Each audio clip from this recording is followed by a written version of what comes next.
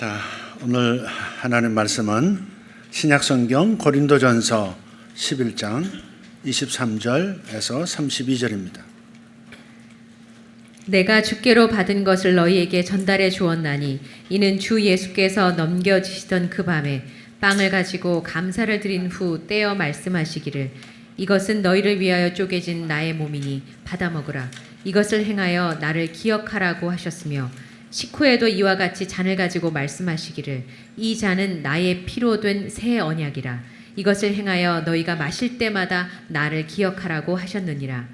너희가 이 빵을 먹고 이 잔을 마실 때마다 주의 죽으심을 그분이 오실 때까지 선포하라. 그러므로 누구든지 합당치 않게 이 빵을 먹고 주의 이 잔을 마시는 자는 주의 몸과 피에 대해 죄를 짓는 것이라. 사람이 자신을 살펴보고 나서 그 빵을 먹고 그 잔을 마셔야 하리니 이는 주의 몸을 분별하지 못하고 합당치 않게 먹고 마시는 자는 자신의 저주를 먹고 마시는 것이기 때문이라. 이 때문에 너희 가운데 많은 사람이 약하고 병들었으며 상당수가 잠들었느니라. 만일 우리가 우리 자신을 판단한다면 판단받지 않으리라. 그러나 우리가 판단을 받는 것은 주께 징계를 받는 것이니 이는 우리로 세상과 함께 정죄받지 않게 하려 함이로다. 아멘, 아멘. 주님께서 명령하신 가장 중요한 교리는 지켜야 할 두 가지 계명, 그리고 행하라고 하신 두 가지 의식에 다 담겨 있습니다. 두 계명은 우리 모두 잘 알죠. 첫째 계명이 뭡니까? 모든 것을 다해서 하나님을 사랑하라.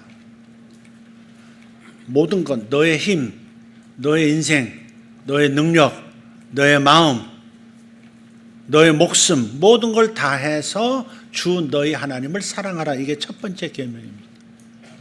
두 번째는 네 이웃을 사랑하되 네가 네 몸을 아끼듯이 사랑하라.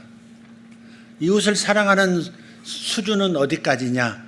내가 나를 아끼고 사랑하는 수준만큼 남을 그렇게 사랑하라 하는 겁니다. 주님의 계명은 10가지도 아닙니다. 딱 두 가지로 이렇게 주님께서 집약하고 가장 핵심을 짚어주셨어요. 이게 주님께서 우리에게 명령하신 가장 중요한 교리입니다. 두 번째, 두 가지 의식은 뭐냐? 첫째는 믿는 자는 반드시 세례를 받아라. 세례를 받으라 하는 겁니다. 두 번째는 믿는 자들은 모두가 성찬에 참여하라 하는 겁니다. 세례를 받으라, 성찬을 받으라. 이 두 가지 의식입니다. 계명으로는 두 가지, 의식으로는 또한 두 가지.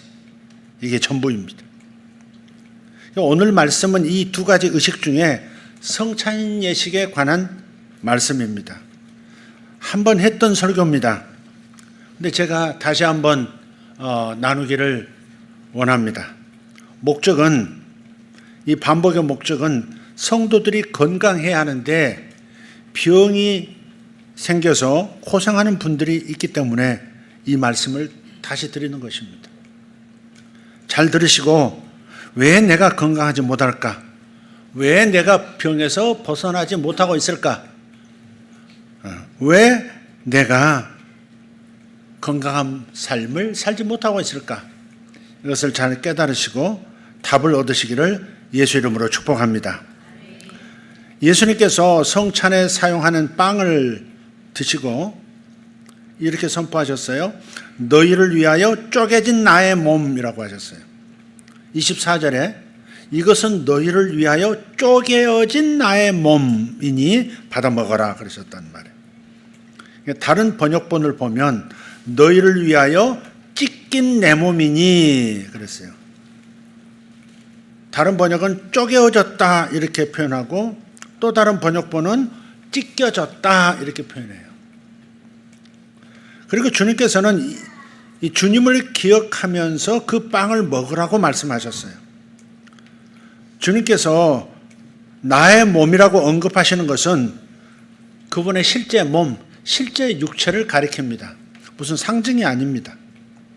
예수님의 육체는 로마 사람들이 가했던 혹독한 매질을 당하심으로써 우리 각 사람을 위하여 찢겨지시고 쪼개지고 부서졌습니다. 주님의 몸이 쪼개지고 찢겨지고 부서졌어요. 예수님께서는 이런 채찍에 맞으셨어요. 프레잘럼이라고 하는 채찍입니다. 여러 가닥으로 된 채찍이에요. 여러분 주보 앞면을 보시면 로마 병사가 들고 있는 채찍이 보일 겁니다. 2000년 전 로마인들이 사용했던, 로마 군이 사용했던, 특히 고문할 때 사용했던 채찍을 그대로 이제 멜 깁슨이라고 하는 그 유명한 미국 영화인이 감독으로서 이 영화를 만들 때 옛날을 재현을 한 겁니다. 여러 가닥으로 되어 있죠. 이게 프레잘럼입니다. 맞는 사람의 피부는 물론 근육까지 가리기 찢어집니다. 그냥 피부만 상하는 채찍이 아닙니다. 왜냐? 몸에 감겼다가 잡아챌 때에 파고드는 게 있습니다. 그 채찍 끝에 쇠 조각이 달려 있고요, 유리 조각 달려 있고요, 뼈 조각들이 달려져 있어요. 그래서 한번 내려치면 이게 박힙니다. 살에 착 감기면서 박혀요. 그리고 잡아채면 살점이 떨어져 나가는 겁니다.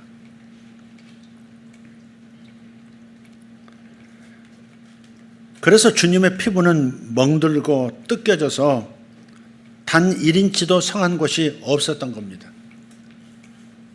여러분, 여기 주보에 나온 이 사진은 그 멜 깁슨이라고 하는 그 감독이 차마 성경 그대로 표현하면 도저히 볼 수가 없기 때문에 이것만 가지고도 사람들이 그 영화를 보면서 뭐 이렇게 구토를 일으키고 그랬거든요. 그러니까 주님의 온몸, 그러니까 머리서부터 얼굴 포함해서 발바닥까지 찢겨지지 않은 곳이 없는 겁니다. 거의 빈틈없이 상처가 남았고 뜯겨져 나갔어요. 그런데 그분의 몸에 남은 이 흔적 하나하나가 우리에게 복음이 되었다는 겁니다. 복음이라는 거예요. 기쁜 소식이에요. 무슨 기쁜 소식이냐? 우리의 치유와 건강을 위한 채찍질이었거든요. 주님보다 700년 전의 사람이었던 이사야 선지자가 채찍질 당하시는 이 광경을 예언적인 눈으로 보면서 표현한 구절이 있습니다. 이사야 53장 5절입니다.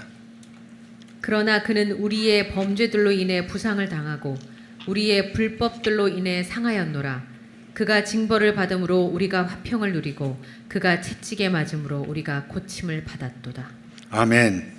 말씀 그대로 그분이 채찍을 맞으신 그 일로 인해서 우리가 병의 고통으로부터 자유를 얻게 되는 것입니다. 그렇기 때문에 우리가 성찬의 빵을 받아 먹는다고 하는 것은 우리의 아픔과 질병으로부터 구원하시는 그 채찍질의 유익을 받아들이는 것을 나타내는 겁니다. 많은 교회들이 예수님의 채찍 고난을 통한 병고침을 믿지 않고 있습니다. 저들은 왜 성찬의 잔, 그러니까 포도주스를 마시는 것인지 알고 있어요. 하지만 왜 성찬의 빵을 먹어야 하는지는 잘 모르고 있습니다. 이 잔이 무엇을 의미하는지를 알아요. 그러나 빵이 무엇을 의미하는지는 잘 모르고 있다 이 말이에요. 그 잔이 죄사함을 주기 위해서 주님께서 흘리신 피를 나타낸다는 거 다 알고 있습니다. 하지만 채찍질이 제공해준 유익을 믿지 않고 받지도 않고 있습니다. 진리를 깨닫지 못하면 믿을 수 없습니다. 믿지 못하면 받아들이지 못하게 되고 따라서 그 혜택을, 그 효력을 누릴 수가 없는 것이죠. 그래서 호세아서 4장 6절에서 내 백성이 지식이 없으므로 망하는도다 그러셨어요. 내 백성이 지식이 없으므로 망하는도다. 본문 25절, 27절까지 다시 한번 읽어보겠습니다. 25절에서 27절입니다. 식후에도 이와 같이 잔을 가지고 말씀하시기를 이 잔은 나의 피로 된 새 언약이라 이것을 행하여 너희가 마실 때마다 나를 기억하라고 하셨느니라. 너희가 이 빵을 먹고 이 잔을 마실 때마다 주의 죽으심을 그분이 오실 때까지 선포하라. 그러므로 누구든지 합당치 않게 이 빵을 먹고 주의 이 잔을 마시는 자는 주의 몸과 피에 대해 죄를 짓는 것이라. 아멘. 고린도전서에서 이 본문을 이해하는 데 있어서 이 구절이 열쇠입니다. 여기서 사용된 합당치 않게 그랬죠.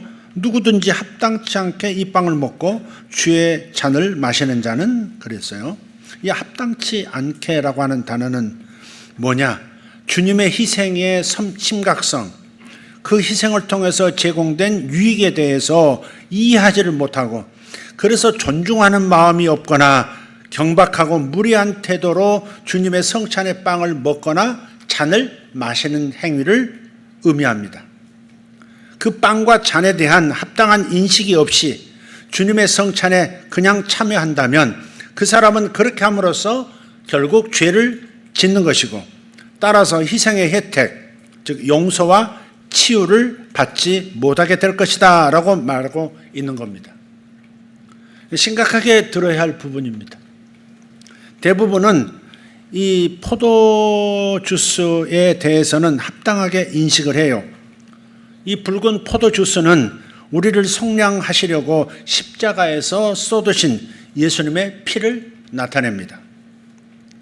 이것을 이해하고 믿고 인식하면서 받는 겁니다. 따라서 이런 면에서 대부분은 예수님의 피에 대한 죄가 없을 겁니다. 그러나 성경을 그대로 믿는 많은 교회들도 쪼개진 그 빵이 우리의 몸의 치유를 위해서 지불한 몸값이라고 하는 것, 다시 말해 우리의 질병을 대신해서 채찍질 당하신 주님의 몸을 나타낸다 하는 사실에 초점을 맞추지 않고 단순히 그냥 생각 없이 그냥 교회에서 행하니까 그 빵을 먹음으로써 그렇게 행동함으로써 그분의 몸에 대한 죄, 다른 말로 무례함의 죄를 짓고 있는 겁니다. 이런 사람은 예수님의 피에 대한 죄는 없을지라도 예수님의 몸에 대한 죄는 있는 겁니다.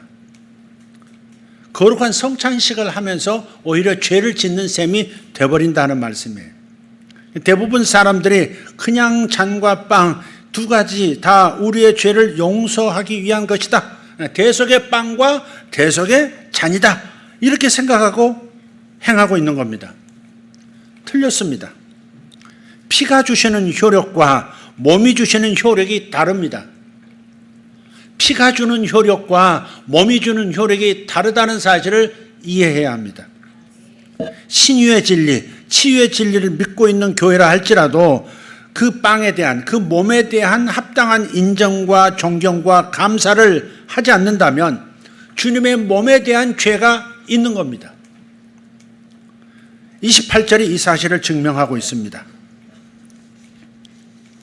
사람이 자신을 살펴보고 나서 그 빵을 먹고 그 잔을 마셔야 하리니. 아멘. 이 구절은 우리가 주님의 성찬에 참여할 때 어떻게 해야 하는지를 가르쳐주고 있어요. 자신을 살펴보고 나서 빵을 먹고 잔을 마셔라 그랬어요. 다시 말해서 그 몸과 피에 대해서 죄를 짓지 않도록 자신을 점검하라는 겁니다. 무턱대고 참여하지 말라는 거예요. 나는 지금 제대로 이해하고 믿고 감사하고 존경을 드리면서 지금 참여하고 있느냐, 아니면 그냥 하고 있느냐. 이건 주님을 무례하게 대하는 죄가 되는 것이죠. 그러니까 믿음으로 받고 있는지 아니면 믿음 없이 그냥 참여하고 있는 것인지 자신을 살피라 하시는 겁니다.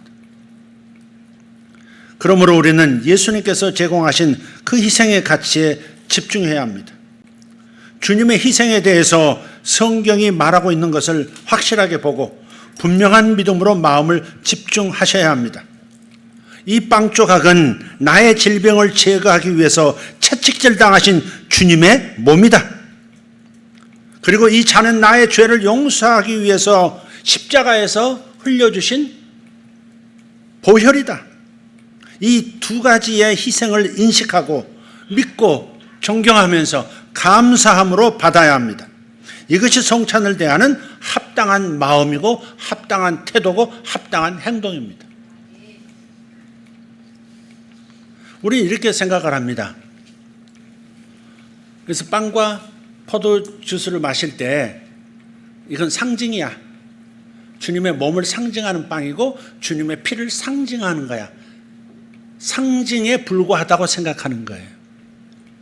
그렇다고 해서 정직하게 우리가 바라보면 이건 빵이지 주님의 살이 아니에요.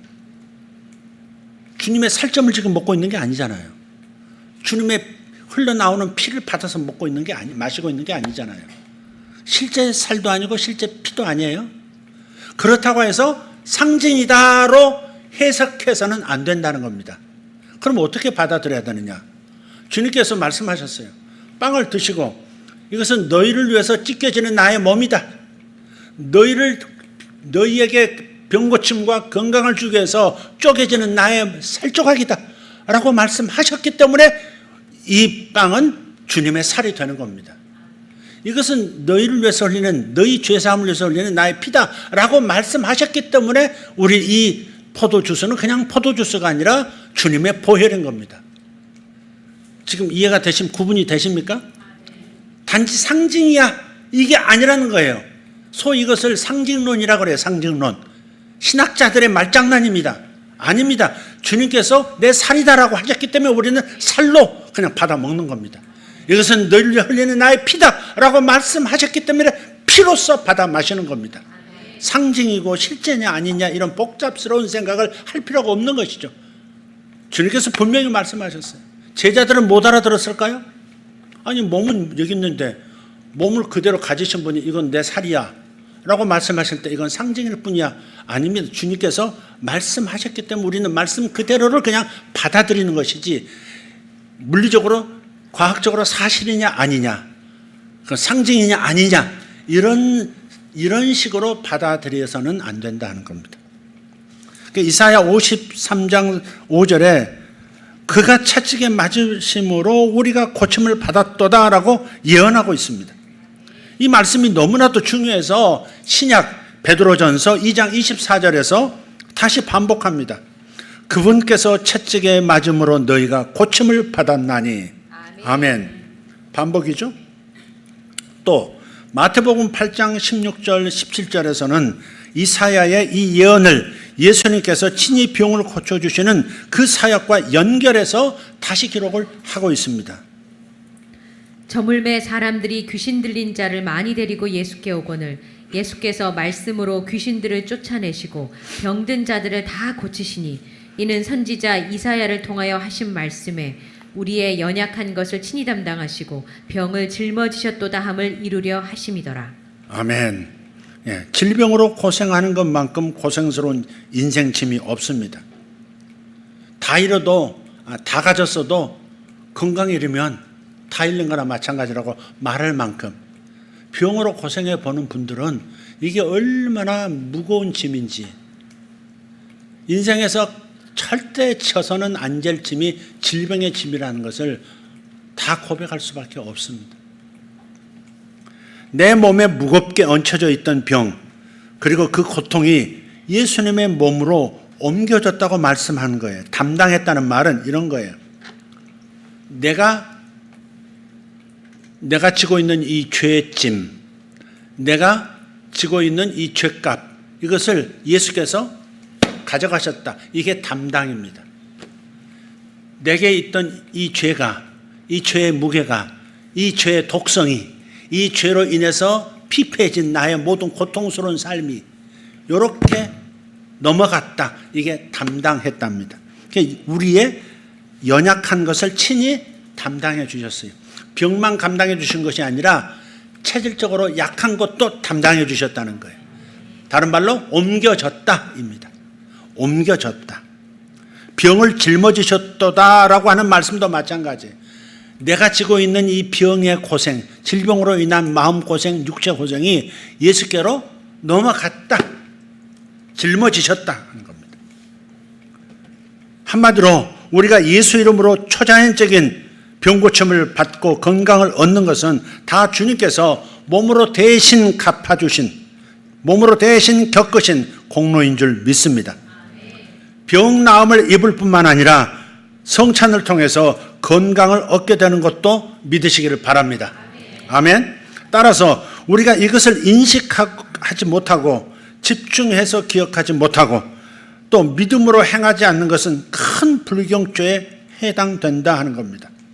실제로 고대 세계에서는 왕이 베푸는 호의를 거절하는 것 그 자체가 죄가 되지 않습니까? 왕이 베풀어 주는 걸 받기 싫다고? 이런 거잖아요. 옛날에 중국도 그런 얘기들 많지 않습니까? 내가 너를 좌의정으로 이렇게 임명하노라. 황제가 이제 칙서를 보내서 황제 칙서 앞에서 무릎 꿇고 듣지 않습니까? 내시들이 읽어요. 황제 폐하의 칙선이라. 이렇게 하면서 이렇게 읽잖아요. 내가 너를 좌의정으로 봉하노라. 그러면 촥 받들고 베이징으로 가야 되잖아요. 그런데 그걸 거절하는 것은 왕을 무시하는 게 돼버리고 죄가 되는 거죠. 그래서 그런 그 고대의 인식 속에서 선포되는 말씀과 같다. 이렇게 이해하시면 되겠습니다. 이사야 이어서 29절을 한번 보겠습니다. 이는 주의 몸을 분별하지 못하고 합당치 않게 먹고 마시는 자는 자신의 저주를 먹고 마시는 것이기 때문이라. 아멘. 우리에게 주님의 몸을 분별하라고 지적하시는 거예요.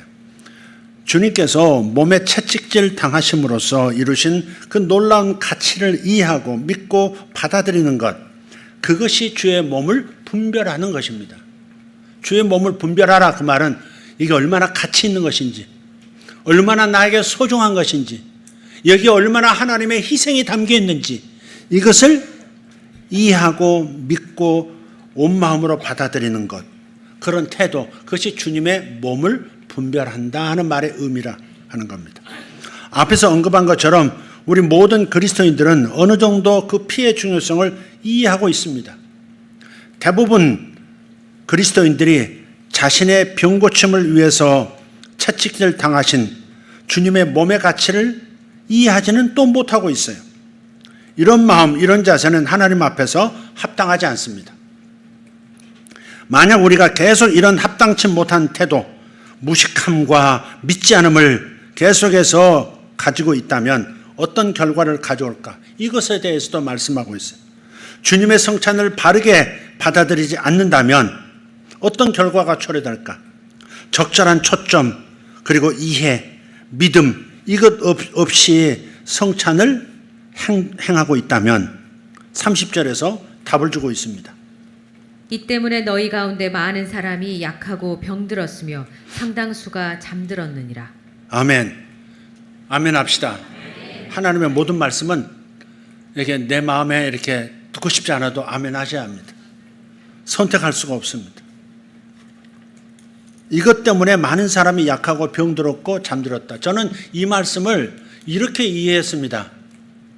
제대로 이렇게 분별하고 올바로 성찬에 참여하지 못하고 죄가 있는 상태에서, 자기 죄가 있는 상태에서 성찬에 참여하면 병이 생기고 심지어 죽을 수도 있다. 징벌을 받는다. 이렇게 이해했습니다. 왜? 그렇게 가르치셨어요. 우리 리더들이 그렇게 가르치셨어요. 그래서 성찬을 제대로 내가 마음이 올바로 준비되지 않았다면, 혹은 죄를 짓고 왔다면 성찬에 참여하지 말아야지. 그래서 다른 사람 다 성찬 받는데 저는 이렇게 앉아 있었습니다. 왜? 죄가 생각나니까. 죄가 있는 상태로 주님의 몸을 받을 수 없다. 그렇게 생각한 거예요. 근데 이건 그 뜻이 아니에요, 사실은. 그 뜻이 아닙니다. 사도 바울은 이렇게 경고하는 거예요. 그런 이유로, 이 때문에 그랬어요. 당시 고린도 사람들은 주님의 성찬에 올바르게 참여하지 않고 있기 때문에 그들 가운데서 많은 사람들이 육체적으로 연약하고 육체적으로 아프고, 그리고 심지어 많은 사람들이 자기 수명을 제대로 살지 못하고 너무 일찍 죽었다는 겁니다. 성찬에 정확하게 참여함으로써 우리는 연약함과 질병으로부터 보호를 받고 아픈 경우에는 치유될 것을 기대할 수 있다고 이 구절은 말하고 있는 거예요. 그런데 너희들이 올바로 이 성찬을 대하지 않음으로 인해서 너희들이 받을 혜택을 못 받게 되었다. 그래서 아픈 사람은 아픈 채로 그래 평생을 살고, 어떤 사람은 자기 제 수명을 살지 못하고 일찍 세상을 떠나게 되었다. 이게 너무나 안타까운 일 아니냐. 지금 바울은 이렇게 호소하고 있는 거예요. 성찬을 통해서 건강을 보증해 주시는 그 약속을 덧입지 못하고, 병이 서로 들었다 할지라도, 잘못 먹고 잘못 관리해서 병 들었다 할지라도 성찬을 제대로 이해하고 믿고 참여하면 병들이 떠날 텐데, 제대로 이해하지 못한 채 성찬에 참여하고 있으니 효력이 없도다. 이거야말로 얼마나 큰 낭비냐. 이건 우주적 낭비다. 그렇게 말씀하시는 거예요. 모두 다 고침받을 수 있는데, 성찬을 통해서 고침받을 수 있는데, 성찬에 대한 이해가 부족해서, 믿음이 없어서 이 효력을 다 받아들이지 못함으로 말미암아 병이 여전히 떠나지 않고 병이 여전히 저들의 인생과 생명을 갉아먹고 있다. 이거야말로 너무 우리 실수하는 거 아니냐. 사도 바울은 안타까워서 이렇게 선포하는 겁니다. 바른 성찬에는 보호의 능력이 우리를 덮습니다. 사도 바울은 단순히 성찬을 바르게 행함으로써 최고로 장수하는 삶을 살 수도 있다는 것을 기대할 수 있다라고 말씀하고 있어요. 오늘 말씀은 그분께서 당하신 채찍질, 그리고 성찬 예식과 우리의 육체의 치유가 서로 긴밀하게 연결되어 있다는 것을 알려주고 있습니다. 그러니까 예수님께서 2000년 전 채찍 맞으신 그 채찍의 고난의 희생, 이것과 우리의 몸의 치유, 이 둘을 연결시켜주는 접촉점이 바로 성찬식이라고 말씀하고 있는 거예요. 접촉점이라는 게 있지 않습니까? 병든 사람에게 손을 얹는 것도, 안수하는 것도 하나님의 능력을 연결하는 접촉점이 되는 겁니다. 질병 없는 삶, 최고의 건강을 누리면서 사는 삶의 해답은 간단합니다. 우리 그리스도인들에게 주시는 예수 그리스도의 해법은 간단해요. 바르게 성찬에 참여하면 된다는 겁니다. 올바른 태도로 성찬에 참여하라. 그러면 건강한 삶을 살 것이고, 질병 없이 살 수 있을 것이고, 하나님께서 주신 수명을 다 누리게 될 것이다. 그렇게 말씀하고 있는 거예요. 그래서 바르게 성찬에 참여하면 되는 거예요. 아멘. 인카운터란 말 있잖아요. 조우한다. 그래서 하나님의 치유의 능력과의 조우가 성찬을 통해서 일어난다고 말씀하고 있어요. 우리가 이 믿음의 기회를 놓쳐서는 안 될 줄 믿습니다. 다시 조금 더 31절을 보겠습니다. 만일 우리가 우리 자신을 판단한다면 판단받지 않으리라. 아멘.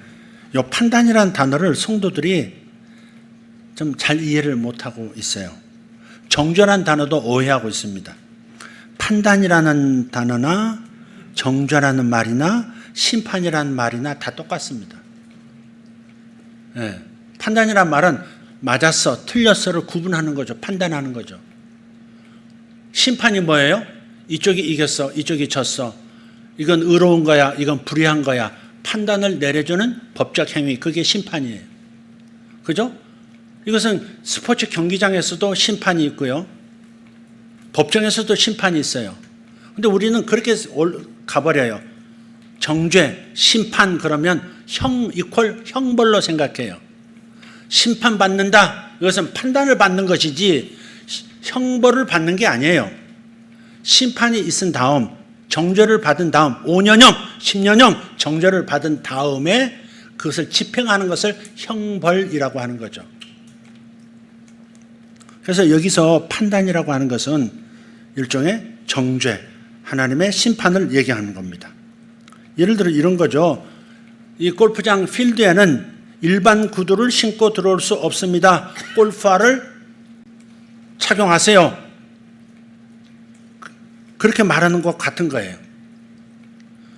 우리 옛날에 이제 우리 애들하고 우리 청년들하고 골프가 아니라 볼링을 하러 가도, 볼링을 하는데도 그냥 일반 신발 신고 설 수가 없더군요. 그러니까 사용료 내야죠. 볼링화 또 임대해서 1시간, 2시간 사용비 내야 되죠. 그것이 룰이죠.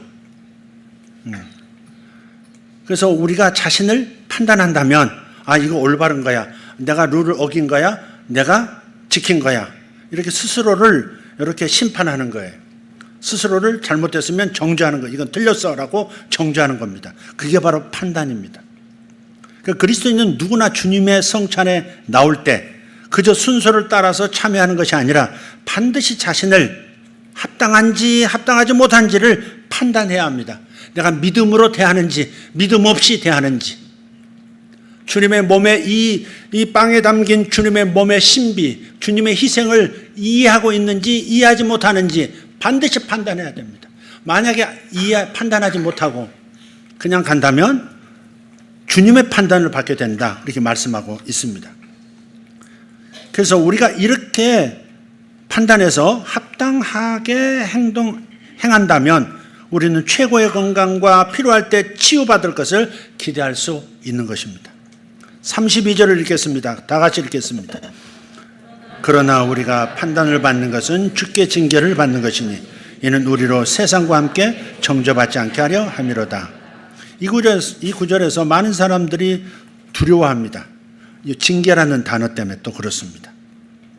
이 징계라는 단어, 문제는 우리가 주님께 징계를 받는 것의 의미에 대해서 잘못된 가르침을 또한 받아왔다는 겁니다.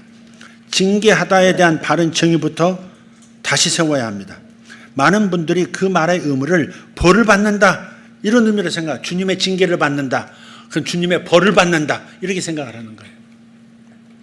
물론 이 단어가 그런 의미가 전혀 없다, 그건 아닙니다. 그러나 전체적인 의미는 뭐냐?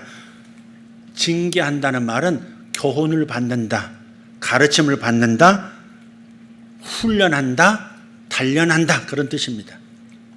율법도 번역이 조금 문제가 있다고 많은 학자들, 특히 유대인 학자들이 얘기합니다. 율법, 그러니까 굉장히 딱딱하죠. 그냥 단순하게 법률 용어로 받아들입니다. 그런데 본래 히브리어의 율법이라고 하는 그 원어의 뜻은 교훈입니다. 사랑하는 아버지가 인생을 살아보니까 자식들이 이거 몇 가지만 기억하고 살면 이렇게 고생스러운 인생, 좌충우돌하는 인생, 갈지자 걷는 인생 되지 않을 거야. 그래서 사랑하는 마음으로 자식에게 주는 교훈, 그게 율법의 본래 뜻이랍니다. 그러니까 자만의 아들아 들어라, 그런 표현이 많죠. 사랑하는 아들아, 결코 이 말씀을 헛수로 듣지 말고 명심해서 들어라, 그렇게 말하고 있죠. 바로 그 교훈하다. 그것도 누가 교훈해요? 남이 교훈하는 게 아니라 몸으로 낳고 평생을 사랑하는 아비가 혹은 어미가 자식에게 교훈하는 그 교훈이 율법의 본래 뜻입니다. 우리가 이제 들을 때 율법, 그러니까 벌써 굉장히 엄하잖아요. 느낌 자체가. 하나님은 엄하신 분, 하나님은 엄하신 분, 이렇게. 그러나 교훈이라고 바꾸면 전혀 다르게 들리죠. 모세의 교훈, 모세의 율법 다르지 않습니까? 바로 그와 같은 겁니다. 징계라고 하는 것은 벌을 받는다가 아니라 훈련하실 것이다, 가르치실 것이다, 단단하게 제대로 행하도록 단련해 주실 것이다, 이런 뜻입니다. 정리하면 이렇습니다. 우리가 그 채찍 맞으심의 유익을 가치 있게 여기도록 우리의 생각과 마음을 스스로 훈련을 한다면 하나님께서 친히 나서셔서 우리가 기억할 수 있도록, 제대로 행할 수 있도록, 가치 있게 여기도록 우리를 훈련시킬 필요가 없는 것이죠. 그 말씀을 지금 하고 있는 거예요. 이 훈련의 결과, 그럼으로써 이 훈련의 결과로 우리는 자동적으로 주님의 희생을 기억하게 될 것이고 기념하는 마음을 가지고 주님의 성찬에 참여하기 시작할 겁니다. 이렇게 한다면 필요할 때마다 병 고침을 받고 또 건강한 상태에 계속 머물 수가 있게 될 것입니다. 성찬의 비밀이 여기 있습니다.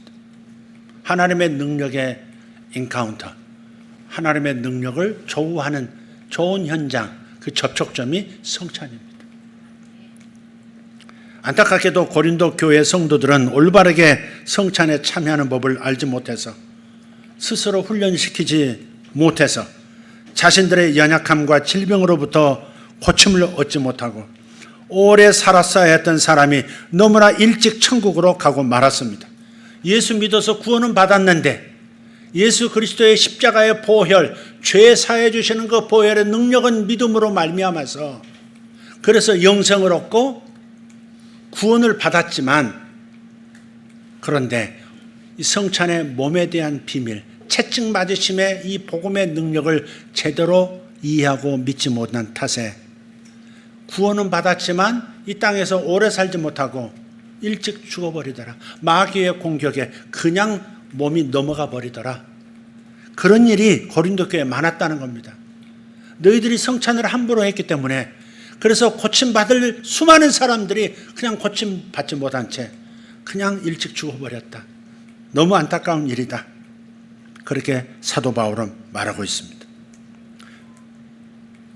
오늘 이 성찬은 이 믿음을 회복하는 시간으로 받으시기를 바랍니다.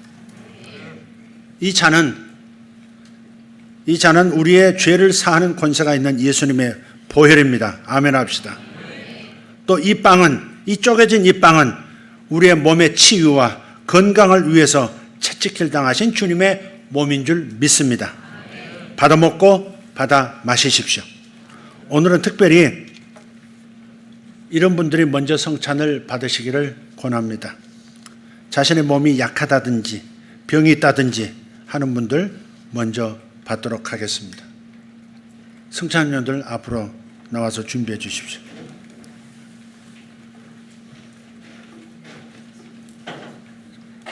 우리 주님의 몸은 성한 곳이 한 군데도 없었어요. 온몸 구석구석에 채찍질이 가해졌습니다. 내 병이 그래서 내 약함이 주님의 몸으로 옮겨진 겁니다. 믿음을 가지고 나오십시오. 심각한 얼굴 하라는 말 아닙니다. 좀 딴 얘기입니다만은 일본 사람이 쓴 책인데 사이토 히토리라고 하는 좀 유명한 저술가인데 사업가이면서 저술가입니다. 이 사람 책을 읽어보니까 단순하게 원리를 얘기하고 있습니다. 자기는 수천억 자산가인데 처음부터 그렇게 부자가 아니었다는 거예요. 어떻게 해서 나는 이렇게 큰 재산을 먹고 부자로서 사는가.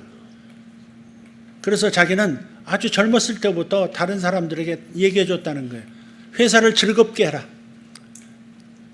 회사를 즐겁게 해라. 그럼 회사는 저절로 번창하고 이윤은 계속해서 창출될 것이고 자금은 계속해서 증가할 것이다. 즐겁게 해라. 회사를 즐겁게 하면 노력해라가 아니라 즐거운 회사를 만들면 회사가 번창한다. 한번 참고로 들어볼 말입니다. 그 책 제목은 1% 부자의 비밀입니다. 제목이 굉장히 낚는 그런 제목인데 내용은 그렇지는 않습니다. 그런 내용이 포함되어 있지만은 즐겁다는 게 굉장히 중요한 거예요. 제가 이렇게 말씀을 들었다고 해서 심각한 얼굴을 하고 진정성을 얼굴에 가득 담아가지고 그렇게 성찬 대하란 말이 아니라 기대감을 가지라는 말입니다. 이 예수 그리스도의 이 피로 말미암아서 세상 가득한 죄로부터 오는 영향력으로부터 우리를 보호해 주시는 능력이 임하는 겁니다. 내 안에 들어와 있는 그 중독의 지독한 독성에서 내가 해독되도록 자유하도록 만들어주는 보혈의 능력이 여기 있습니다. 그 믿음을 가지고 그 기대를 가지고 성찬에 들어오라 하는 겁니다. 이 조각조각 난 이 성찬의 빵은 나를 위해서 내 질병을 옮겨 놓았기 때문에 찢겨진 주님의 몸이다. 주님에게로 옮겨갔다 하는 믿음을 가지고 성찬의 빵을 드십시오. 병이 나을 줄 믿습니다. 그리고 건강하게 될 것입니다. 죄에 시달리는 분들 오늘 주의 잔을 마실 때 죄의 힘이 무력해질 것을 믿으시기를 바랍니다. 오직 믿음으로 받아 먹고 받아 마시십시오. 기도하겠습니다. 하나님 감사합니다. 오늘 특별한 시간을 주께서 예배하신 줄 믿습니다. 성찬을 이제 다시 한번 우리가 이 진리의 말씀을 살핌으로써 어떻게 받을 때 성찬의 효력이 우리에게 나타나는지, 이 성찬이 단지 예수님의 희생에 대한 기념으로 끝나지 않고 오늘날의 역사하는 능력의 몸과 피가 되는 것을 우리가 알았습니다. 오늘 믿음으로 받겠습니다. 이해했고 깨달았고 아멘했고 그리고 주님께 감사하면서 주님께 모든 영광을 올려드리면서 성찬 받겠습니다. 아버지 성찬을 받을 때 죄가 무력하게 되게 하시고 병이 무력하여 떠나게 하여 주시옵소서. 예수 이름으로 자유케 되는 성찬이 될지어다. 예수 이름으로 기도하옵나이다. 아멘.